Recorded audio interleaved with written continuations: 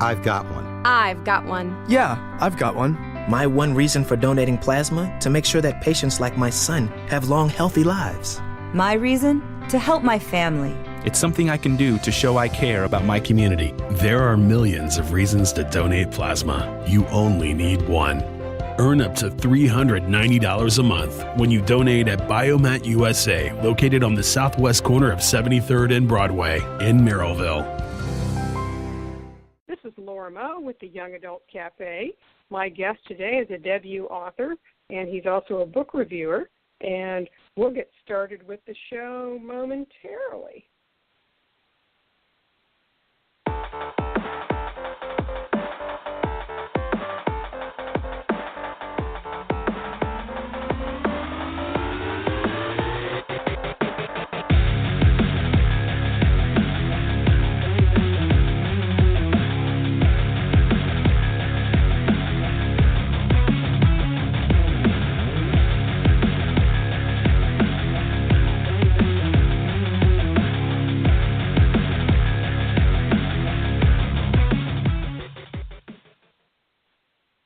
The Young Adult Cafe is part of the, it's a copyrighted podcast of the Authors on the Air Global Radio Network. And my guest today is part of the Global Radio Network family.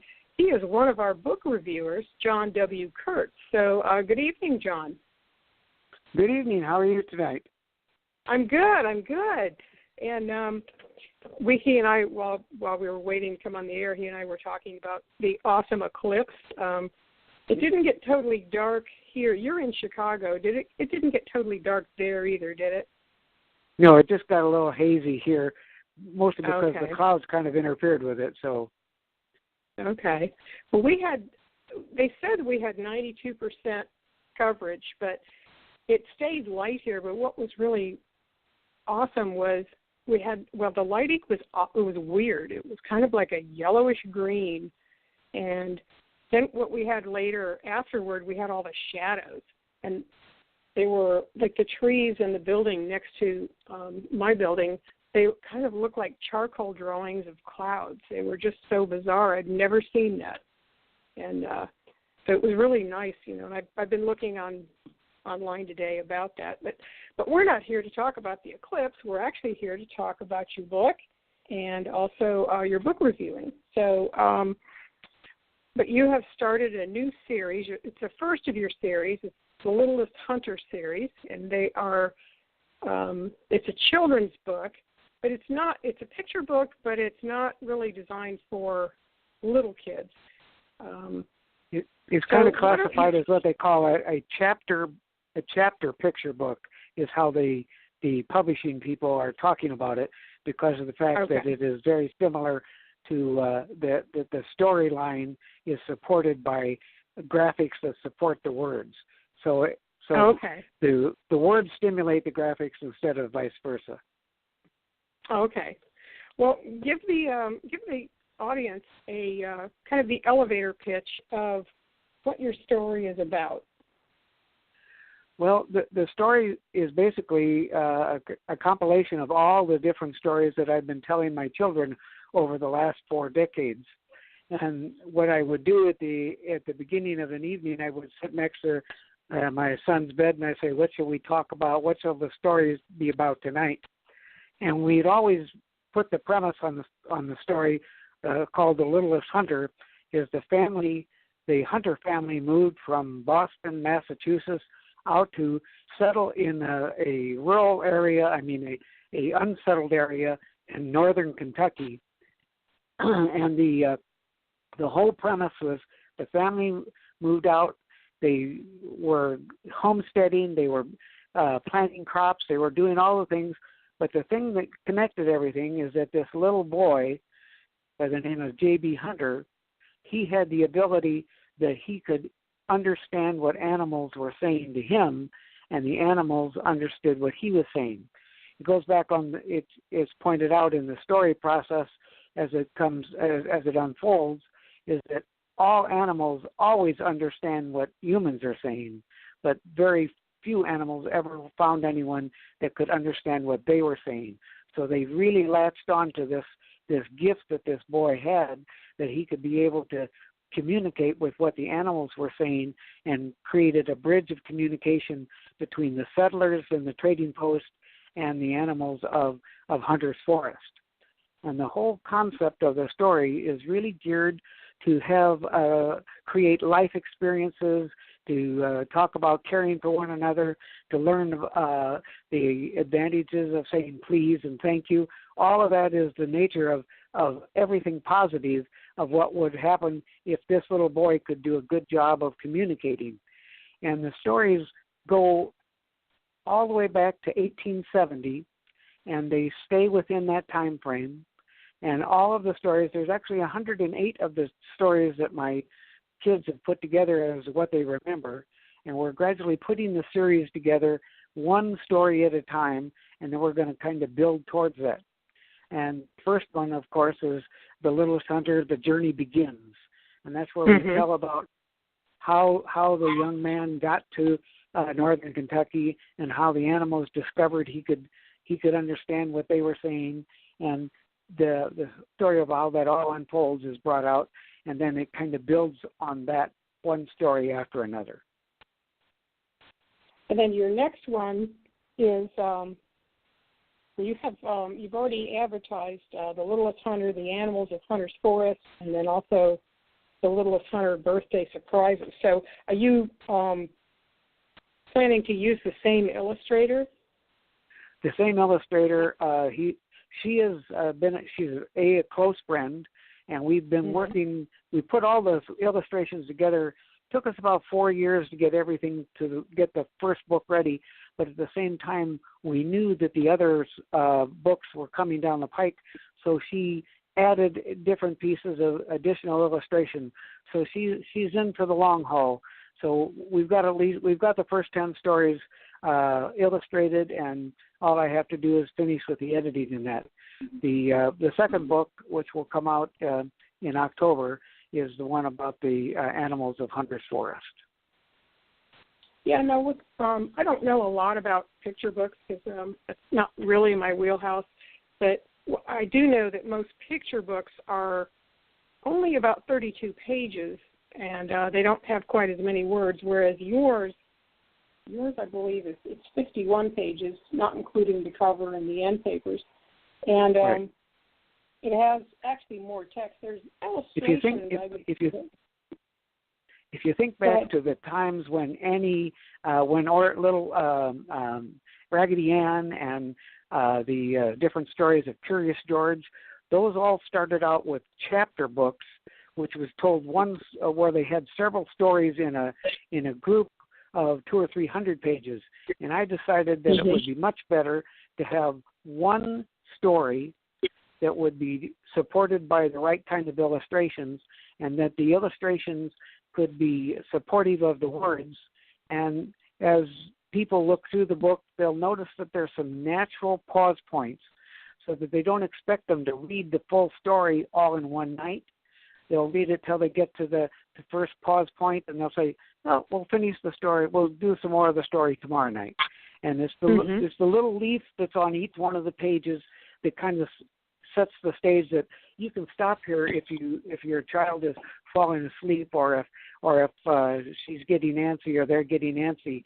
And usually it takes for all of the 51 pages, it'll take maybe 5 or 6 settings to get through the entire first story. Oh, okay. Yeah, okay. Because I didn't realize what the leads were for. I just thought they were just illustration. But yeah, okay, that makes sense, because that's about the length of time if you're doing a read aloud for a kid at bedtime, and because the vocabulary is probably fairly high, so a lot of small kids wouldn't be able to get it. But I think if the parent was reading it, they would enjoy the book, so they would enjoy the story. My exposure, since I've done some real paying attention to the 5, 6, and 7-year-olds that have actually listened to their parent read the story to them, they're getting the grasp of the story process, so that they can sit down and they're remembering the story, and they're able to the fact that they can open the first page and kind of walk through and say, this is when the grizzly bear helped move the bed. All those things are stimulated by the pictures. And it's been very rewarding from my point of view is to hear several of the little letters that I've gotten from the parents, as well as from 6- and 7-year-old that mom and dad helped them write the letter. But they just basically said, I really love that little boy that can talk to the animals and that the animals can talk to him. And it's so exciting to go on his adventures with him living in the forest. So they're grasping the story, just like they grasped the story as I told them to each of my children in the course of the evening. And that's the whole point, is to create a stimulation of the imagination so that the child can see things and envision things from her point of view or his point of view. Not necessarily is it going to be that they're going to remember the exact same story. My little 3-year-old granddaughter, she picks up the book, has heard the story a couple of times from her older sister and from her mom and dad, and she takes the book and she goes through and she points out the pictures, and she lines up her dolls across in front of her, and she tells the story to her dolls. And then she turns the book around and says, see, this is the picture of what the fort looks like. This is the picture of what the Conestoga wagon looks like. So they're picking up on, they're making up their own process and thus doing their own awareness of where it's going. And probably the biggest reward that I've gotten is hearing from people that I don't know personally, who have taken the time to call me or email me or write me and tell me about the fact that their child has picked up and just sits there and goes through beginning to end, looking at the pictures like she's trying to create a new story, and she's reading it to her dolls or reading it to her fellow teddy bears. And of course, I have had the advantage, the good fortune of being invited to go read the story, excerpts of the story at some of the local libraries and the local bookstores in the area. And, you know, the first couple times I had 25 people in the group, and then all of a sudden I had 40 kids and their mom and dad there too.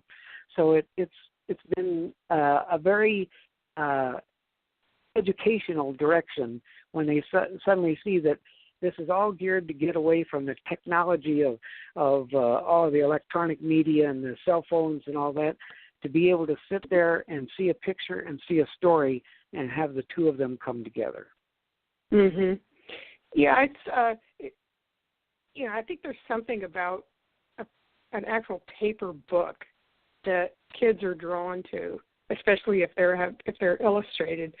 You know, when the whole ebook thing came out, I always kind of knew in the back of my head that children's books still need to be done in paper, because there's something missing when you're reading an ebook or looking at an ebook, especially if you have the early edition of Kindle. The illustrations aren't going to come up as well. And even with the like the Kindle Fires, there's just, kids like to be able to flip back and forth.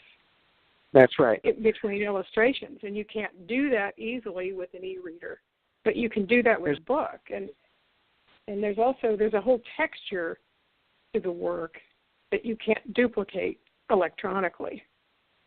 So it's very interesting, because the New York Times has done several articles over the last couple of months on the fact that children's stories need to be in written form with the supporting illustrations, because that helps the child visualize the words and visualize the pictures and be able to connect with where the storyline is going. And the New York Times, in their last little article they put out, they said that the children's genre of chapter books with some illustration has never lost its sales momentum, going all the way back even into the Depression and into both wars. It's never been a lacking in sales. And the majority of the books that are coming out, the one plus I like to brag about is that my book is published in the United States, printed in the United States.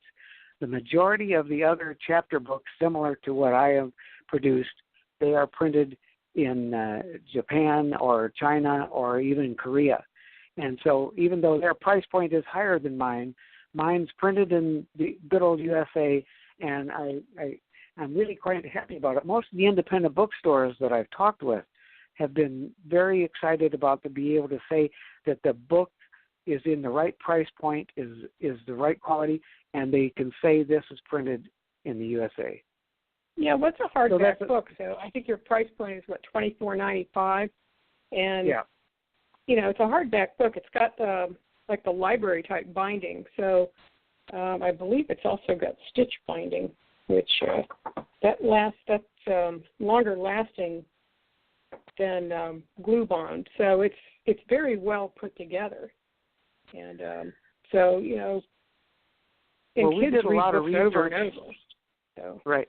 We did a lot of research in the actual size of the book, the size of the font, the size of where the illustrations would be, the fact that a 5-year-old likes to hold a book with both hands and be able to point to the pictures. And that's why I knew that my book was never going to end up in an electronic book, because the pictures just wouldn't duplicate in any kind of electronic form. And so since the New York Times patted me on the back and told me that everything was good for the genre, I said I must have done something right, because they're bragging about what I'm writing. So yeah. Oh yeah. I mean I love the picture of the cardinal. It's just gorgeous, and what's also interesting about this is the kids are not only getting a story, they're getting a little bit of historical perspective, because, actually, I didn't realize, when I think of Western expansion, which is mentioned in the beginning, I thought of the Western states. I didn't think about Kentucky being part of the Western expansion. But I guess as far as Boston goes, being clear on the East Coast, Kentucky is west of there. And during the 1870s, that was the biggest. Kentucky, Illinois, Wisconsin, all the way out to Colorado. Those were all the states that had free homesteading land, and they opened it up right after the Civil War, and all of a sudden a big influx.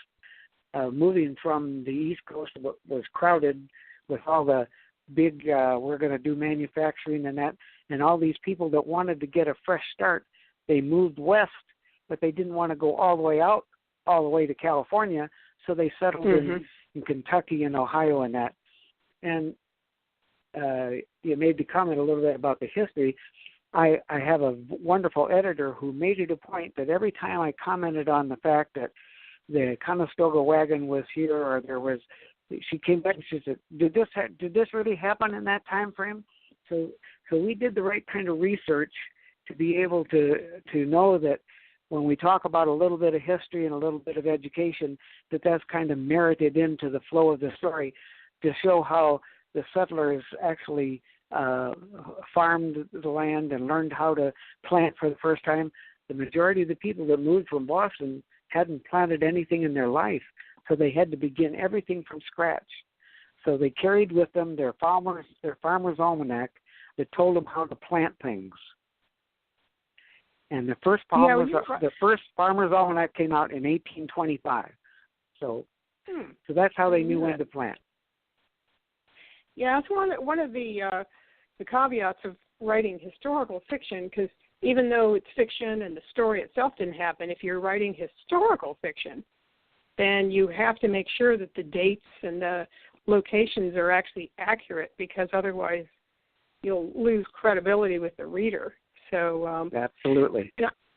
And I'm curious, because you started writing after you retired, and usually I cyberstalk my authors and I find out all kinds of things, but you don't have as much of a web presence. So I wasn't able to find out what it was you did. I'm going to take a guess that perhaps you were a social studies teacher, but maybe not. Well, actually, the majority of my life, my career life, was I was I was in what they call market communications. I helped small to medium-sized businesses get their products to the marketplace.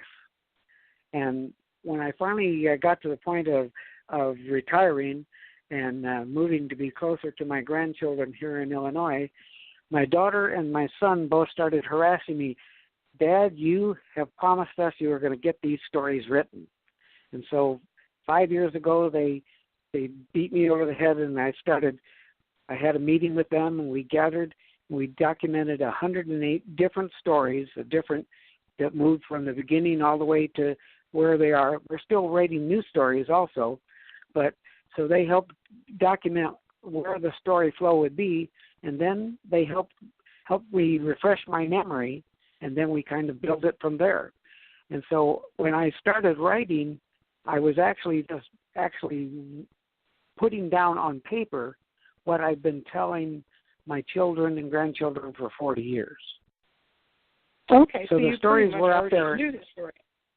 Yeah, the stories were roaming around up there, but I finally got to the point that if we're going to do this, I put together a system. I got together with my illustrator, and we talked through that. So for the first 3 years of putting the stories together, we wrote several of them so that she could get a handle on what kind of pictures I was looking for. And we back and forth and talked about all the things. The most important thing is that nowhere in any of the books will you ever see an illustration that shows what the Littlest Hunter or J.B. Hunter looks like. Mm-hmm. It's all set to the imagination of the child to figure out what this little boy is all about. In fact, I like to comment on the fact that if in today's society, the Littlest Hunter would be considered like a fixer. He listened to the problems the animals were having, and he was wise beyond his years, and he's able to come up with a solution. And the same thing, wise beyond his years for the adults at the fort who didn't know he had this gift. And so he would go back and say, this is what you need to do a better job of planting, but you've got to remember to start planting when the spring starts coming, when the grass in the meadow starts turning green, because if you don't get it planted then, by the time the end of the summer gets here, your crops won't come in time for you to. So those are all the different types of story where we learned how to plant. We learned the interesting things about what the story came up with. The fact is, the animals said, would a rainbow's going to start the forest on fire? No. And we actually educated the animals on what a rainbow is, and educated the little boys and girls of the fort what a rainbow is, and we were able to turn it into a story that it was a positive information back and forth. This is one of the times when Susan Lakin came to me and she said, "Are you sure they had rainbows in that time?" And I said, "Yep, 1616." I think they've had rainbows probably since the beginning of time. Well, they've had rainbows, but the first documentation of how they came about with prisms and all that was actually written in Europe by a scientist. His name escapes me at this point, but I found the documentation that he documented where the first rainbow was written about, and also that's when they started doing illustrations before they had photography. And so maybe it was Copernicus. Yeah. And in the first book that's out, it's talked about that the Littlest Hunter has a book that has all of the pictures of all the animals, and the type of pictures that were taken were actually taken. You see all these shots where they're holding up the big powder tray, and that's how the pictures were actually created. So the average family wouldn't have access to a lot of pictures, but because of the fact that Mrs. Hunter is a school teacher and she has a friend that takes pictures as a photographer, he helped put a book together that had all these pictures of the different animals and that was a gift the photographer gave her boy JB. That showed all the pictures of what all the animals looked like, so that by the time he got to Fort, he was able to know the names of the animals when he got there. Yeah, I like the whole inclusion of the animal book. Kept him occupied during the journey. And yep. Now, since you have a background in market communications, then really being an independent author is kind of in your wheelhouse. Yes. So you understand a lot of that. It's a good comfort zone, but I've learned that I didn't know a lot of the answers. I had a lot of questions to ask about when I started thinking about the type of book and the type of font and all that, and all those things. But I knew where to go get the answers. And you mentioned the fact that I do a lot of reviewing for authors on the air, and that's helped me a great deal because I've been able to have an exchange of communication between hundreds of authors that share different ideas of how they created their book and how they got things going and some of the difficulties they had getting their books into the marketplace and that. So I've had some excellent teachers. Yeah, I was going to ask you about your reviews. Before we do that, I'm going to go ahead and open this up to callers, if you don't mind. If you have a question for John about his book or his reviews, feel free to call in at 347-884-8266. This is the Young Adult Cafe with Laura Moe. Or if you're shy, which some of my listeners are, you can always tweet a question as well at hashtag AOTAYA Cafe. I wanted to ask you, John, about, because you do, well, pretty much, you've reviewed kind of a variety of things. What is your criteria? What do you look for in something that you really that you decide to review?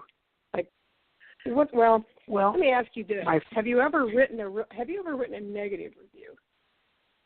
Well, I have written negative reviews, but I've sent the negative reviews to the author because I kind of have an attitude that if you can't say something good, don't say anything at all. And so I have brought to the attention that I didn't care for the fact that you killed off this entire family the first time out of the chute, and I think you did it a little bit too bluntly, and a lot of people really love that family. I would write that kind of information to the author, and sometimes the author would come back to me and say, this is why I had to do that, because I needed to open the door for some new direction for them to go. But instead of putting that negativity out there where I could maybe, a review is my own interpretation, and it isn't my position to write something bad with the height. Don't read this book. So I like to read reviews that I can either give a 4-star or 5-star rating to, and be able to come up with the valid point of why I liked it and why I was intrigued by it. And the ones that I don't like, I don't write reviews on, but I still let the author know concerns were. I have to say that's an admirable thing, because I feel the same way. As a writer, I know how hard it is to write a book. Even a bad book, it's hard work. And it's not up to me to denigrate somebody else's work and, try to say, oh, don't read this book. And but I like that your strategy is that at least you let the author know what you feel, but you're not going to post it to the public. So I think that's fair. And that's come back to me very, very in a blessing, because they've come back to me and said, I appreciate the fact that you brought that to my attention, and I didn't realize that I had been that quite harsh. I'll see if I can tone this down and maybe soften the blow. And so they've actually listened, but at the same time, I think they've appreciated the fact that I wasn't out to take a pot shot at them, because after all, it took some people, they They just like my book. It took me 3 years to get it to the point where I could say, now I'm going to turn it loose with the narration and with the illustration and all that. But I know 2 or 3 authors that they only write one book a year because of all the research and everything they do to that. So it's not for me to, if I don't like it, I don't write a review that the rest of the public can see. But I also have a criteria. I love most any book that is in the genre of mystery thrillers, young adults. I like all sorts of books, almost any genre. My first love is, as far as outside of my own writing, is the historical fiction, where you're actually able to grasp some background information and have the characters come alive, and you can look at that and say, hey, that's really intriguing. I really learned something there, because the whole process of all the different genres, if I can't find a book to read, then I'm not doing a good enough job of paying attention to what authors are handing out there, because there's always a good book to read. Mm-hmm. Yeah, there's something for everybody to read, and that not all books, like I'm not a huge fan of, I guess, fantasy, because it's most of those are really long for one.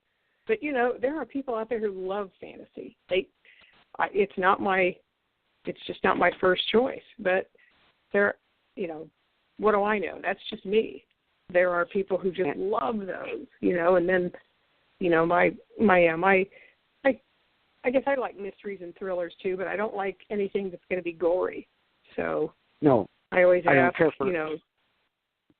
yeah. In fact, like, that Dean Koontz was if I get scary into a for book, me. then if I get into a book and I see that it has just gotten way out of hand, I don't want to read that book, and I usually write, and I've written to authors. I said, where did you go off the deep end here that you're ripping people apart? Now, you never used to do that.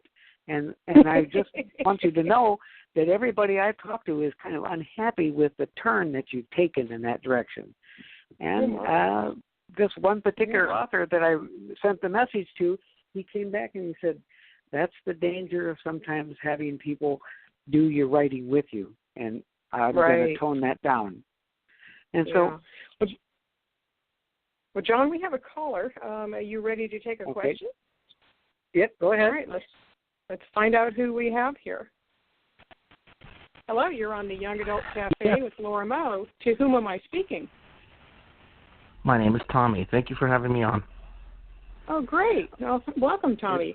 Do you have a question for John? Yeah, I'm from. Once again, my name is Tommy. I'm from Oak Park, Illinois, and I wanted to know if in this series, I've loved all of his books, and one of the questions that I have is, there's one thing lacking in his books, and the thing that's lacking to me is the lack of butt fucking and bestiality and smearing shit all over the place, shit, fecal matter. Okay. Are you still there, John? Interesting. Yeah, I'm here. Yeah. We don't like language like that. There's no you're a children's book author. Right. I marked this child friendly, so.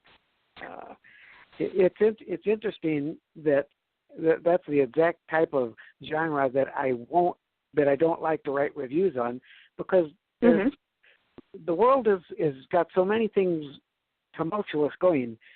There's so many good books out there that help people think positive things and pay attention to things where things are going. I think that becomes a win-win in that direction. So I usually, when I read the description and I read if I can't get past the first 50, 60 pages, I say, this is going deeper, and I'm not going to finish this book. My time's too valuable. Yeah. Now, are you part of a writing group in your area?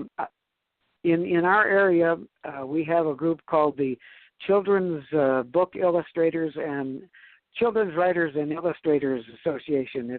It's the national organization. Oh yeah, but we have a very Society of yeah. Children. Yeah, SCBW. I'm a member here in Washington too. We have 2 strong chapters, one in Evanston, which is the one I usually go to, and then the one in Chicago, and they basically they kind of throw ideas out and just chit chat, and every once in a while we read intros on how to get over little humps and that. So yeah, but I'm still surprising some people because of the fact that my books seem to be so well put together. They say, you don't need us anymore, and I said, I need you.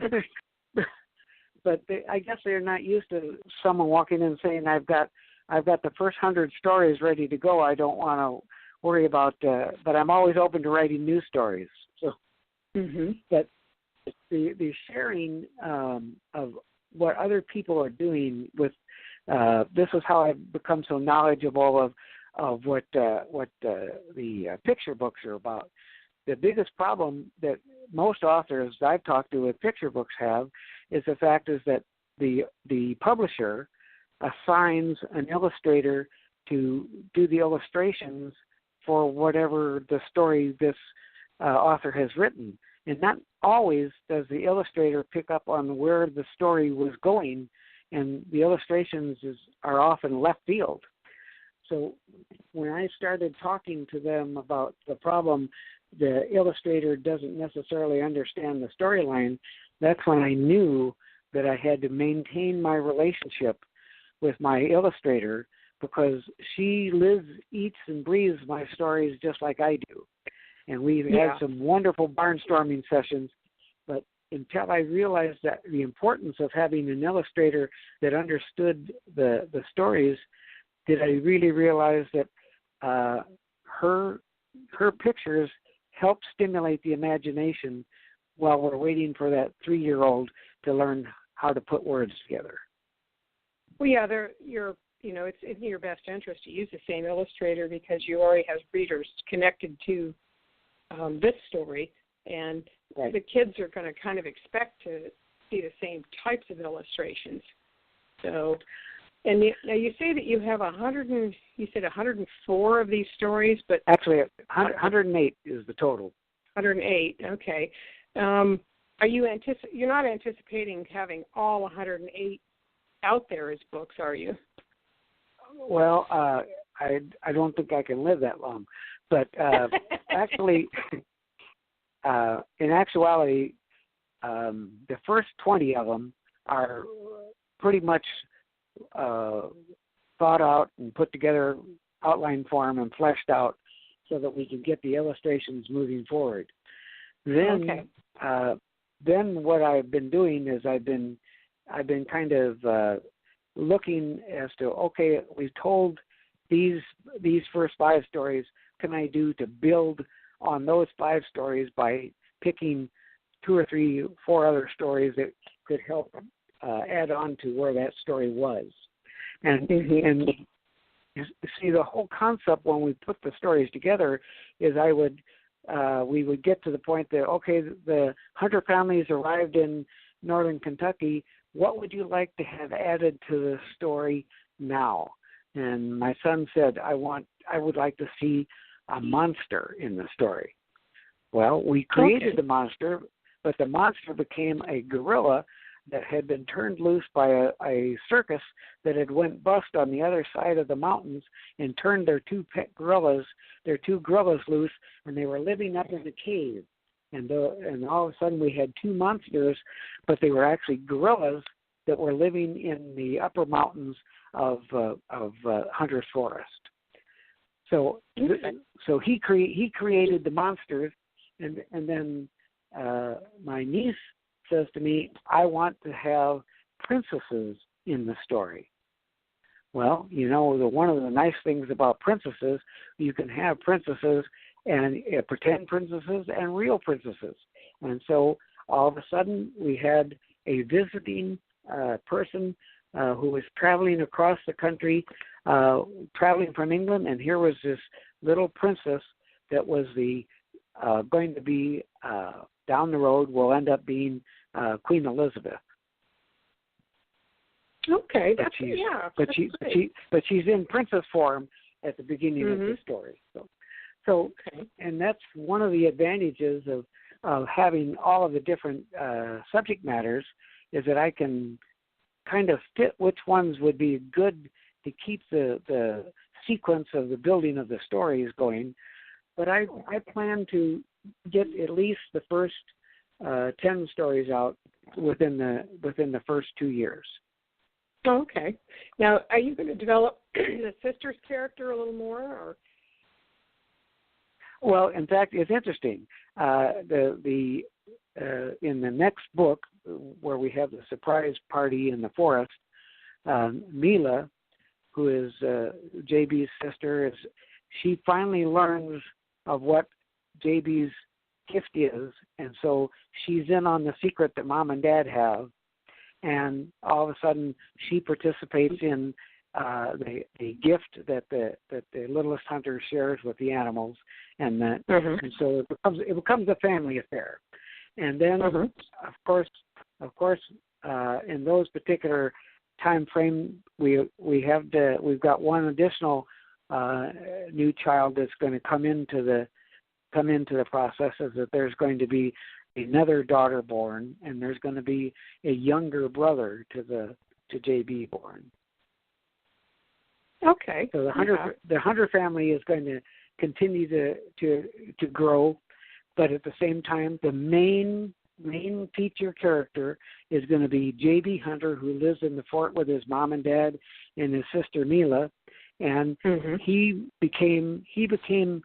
got the name Littlest Hunter when the Great Stag named him the Littlest Hunter, because Littlest Hunter in animal language stands as the Great Giver. Okay. Now, what's your daily writing habit? Because you have a lot of stories that you're working on. How much time do you spend each day working on the stories? Well, I devote. I give myself not necessarily. I know many authors use word counts we're going to get to this particular point, but what I use is I want to get to a pause point where I've fleshed out everything that could happen to help something come about, to solve the problem or figure out why baby porcupine couldn't be found, and I try to add one part to that story that I'm presently working on. Each day I try to get that solved and move it on. Each one of the stories is about just under 8,500 words.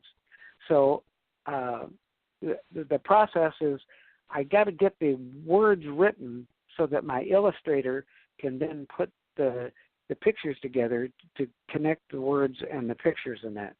So I write about an hour to 2 hours a day just on fleshing out the problems of the children's story that I'm working on. But then I have my obligation in my own mind is because I thrive on enjoying reading and writing reviews.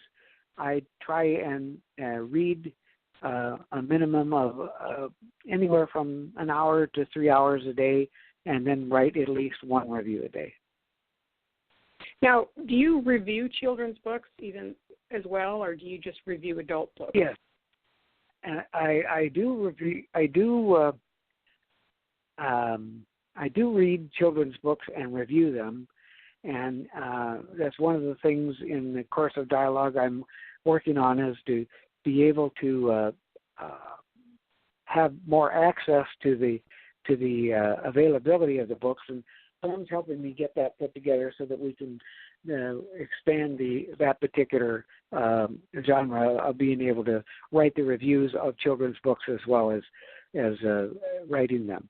My whole thought process is there is no genre that I don't want to read, and there is no genre that I wouldn't be willing to write a review on if the book is good. And then I've read like the Llama series. I read wrote 2 or 3 reviews for her before she passed away, and I've got several of those that are sending me interesting stories, and I just started getting them where I'm actually able to put the reviews together. It's hard to write a review for a if it just becomes a picture book, because a picture book has less than 700 words, and it has 30 or 40 pages of illustrations, but the maximum number of some picture books don't even have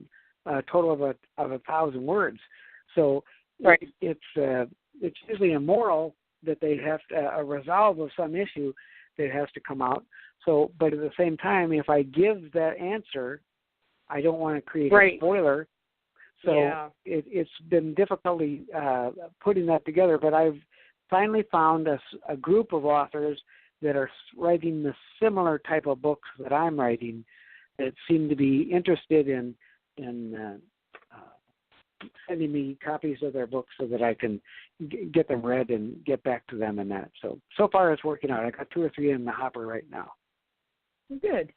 And what kind of books, when you were a kid, about the same age group that you're writing for, what are some of the books that you read at that age group that have maybe subconsciously stuck with you and are possibly an influence? Well, I read an awful lot of the Raggedy Ann series, mostly because I liked the creativity. I did a lot of reading of Winnie the Pooh, but at the same time, I also, because my grandfather, he was a great collector of all sorts of books, and I'll tell you, there's hundreds of books of stories, short stories written by O. Henry, that are all along different subject lines of the bear that got caught in a tree and saw that the hunter was coming there and dropped the gun down by the bottom of the tree, and the bear looked at, what is this thing that's called a gun? And O. Henry probably wrote 30 or 40 of those type of stories, and so my grandfather started reading them to me, and I started glomming on to the books and reading them. And so a lot of the Henry books kind of stimulated some of that creative. I love Mark Twain also. Yeah, I think I think I read somewhere that O. Henry wrote a lot of his children's stories when he was in prison. He was in jail or something, because he probably didn't have anything better to do. Yeah. He was in prison not because he'd done anything illegal or wrong. He was in debtor's prison. Okay. Yeah. And I think that's interesting, that my favorite O. Henry story is the one where this boy is kidnapped, and then the kidnappers, they pay the parents to take the kid back. Because the kid's driving him nuts. Yes, that is. Yeah. Uniquely, that came to mind. And the minute you said that the kidnappers, yes. Yeah, I figured, that would happen. That would be the same. If I had ever gotten kidnapped, my parents would have demanded money to take me back. Either my brother's I don't know.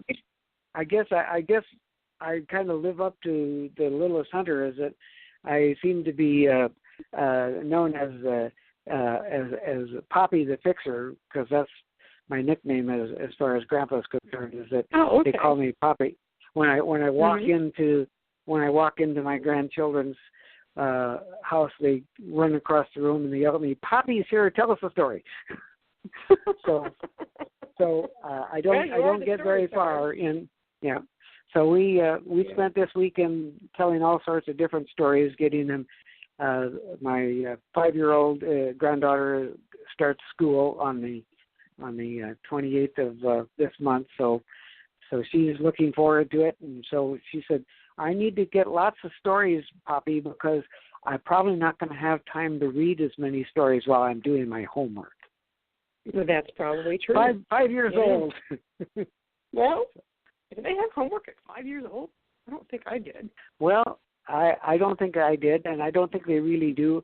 I think she just envisions her arts and her crafts, and you see, this is kind of where my stimulus of the importance of writing a book that the children can see, feel, and touch, because so many young parents are not letting their children spend themselves glued to a television.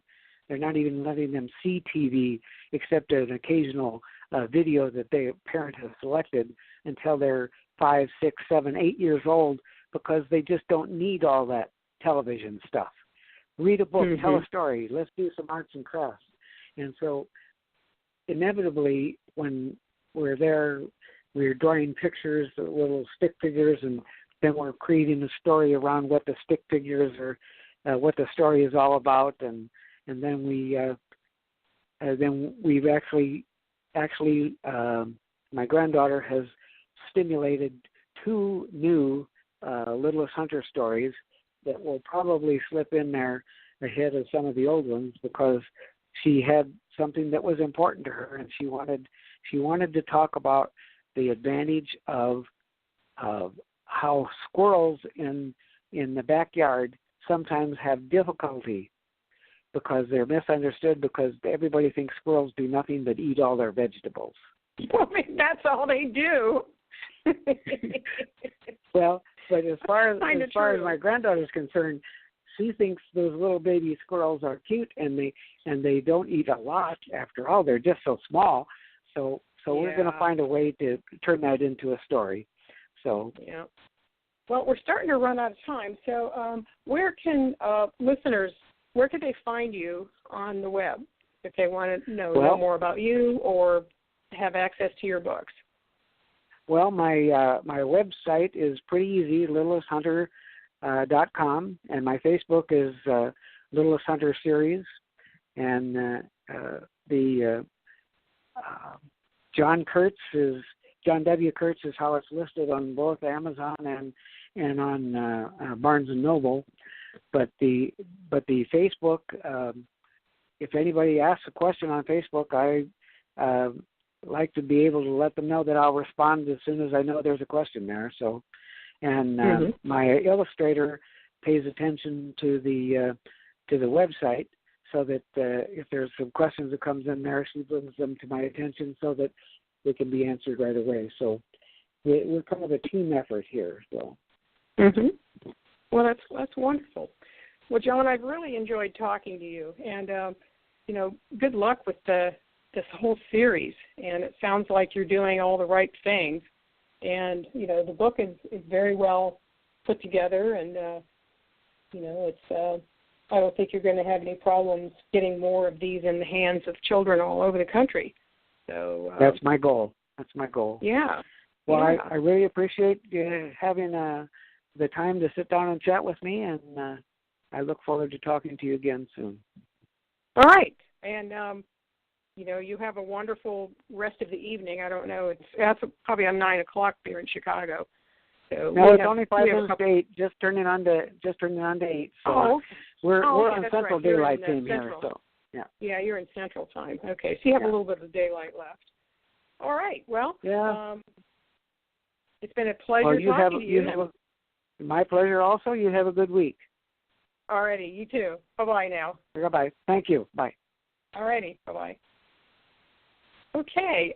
We've just been talking to John W. Kurtz, and his book is called The Littlest Hunter. It's a children's picture book series. It's really for older children.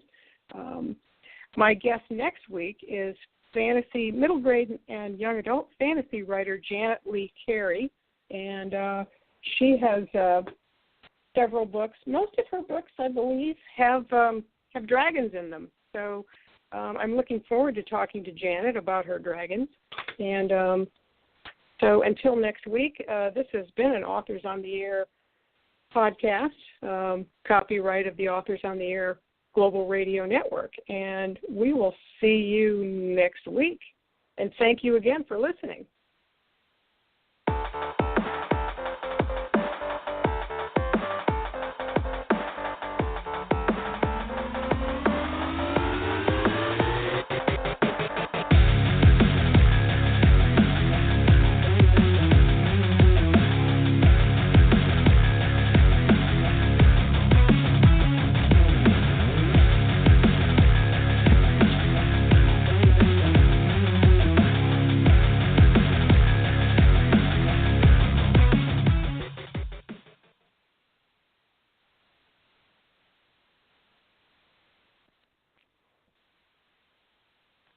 I've got one. I've got one. Yeah, I've got one.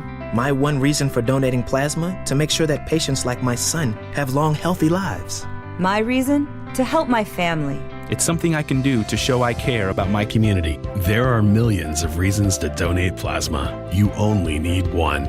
Earn up to $390 a month when you donate at Biomat USA, located on the southwest corner of 73rd and Broadway in Merrillville. I've got one. I've got one. Yeah, I've got one. My one reason for donating plasma, to make sure that patients like my son have long, healthy lives. My reason? To help my family. It's something I can do to show I care about my community. There are millions of reasons to donate plasma. You only need one. Earn up to $390 a month when you donate at Biomat USA, located on the southwest corner of 73rd and Broadway in Merrillville.